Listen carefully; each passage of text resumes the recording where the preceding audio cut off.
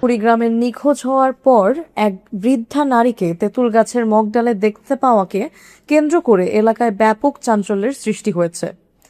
বুধবার ৬ মে সকালে সদর উপজেলার গোড়াই আনন্দবাজার এলাকায় এই ঘটনাটি ঘটে।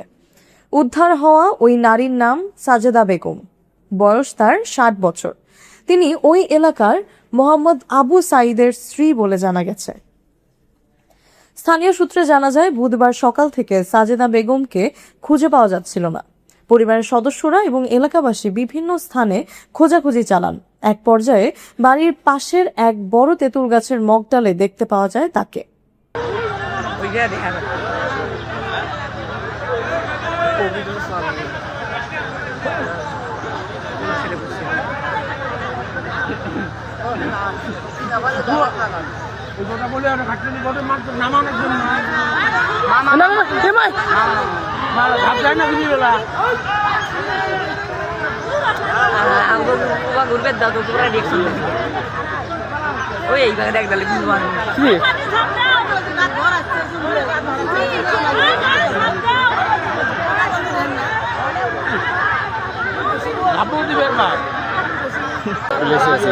সবচেয়ে ভাই কষ্ট দেওয়া হয়েছে।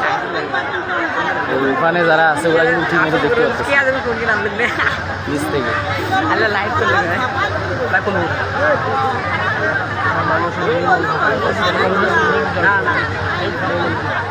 আরো আগালে গেল, এই সাইডে ছিল, এখন তো ব্যালেন্স রাখছে, ব্যালেন্স রাখা যাবে, ওটা সমস্যা না।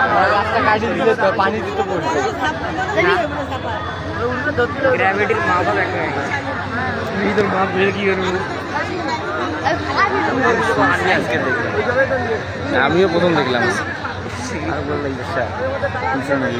বাড়ির পিছনে এখানে শুনছি আমি দেখিনি।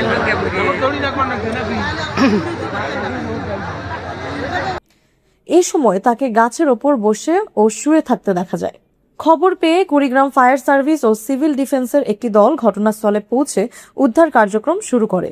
কুড়িগ্রাম ফায়ার সার্ভিসের উপসহকারী পরিচালক এনামুল হক জানান, ঘটনাস্থলে গিয়ে ওই নারীকে পুকুর পাড়ের একটি তেঁতুল গাছের মগডালে অবস্থান করতে দেখা যায়। তবে পরিবারের আপত্তির কারণে তাৎক্ষণিকভাবে উদ্ধার কার্যক্রমে কিছুটা বিঘ্ন ঘটে। তিনি আরও জানান, এই সময় হঠাৎ ওই নারী গাছ থেকে পাশের পুকুরে লাফ দেন। পরে ফায়ার সার্ভিসের সদস্যরা দ্রুত তাকে পুকুর থেকে উদ্ধার করেন। জান্নাত মিম, FBN নিউজ ডেস্ক।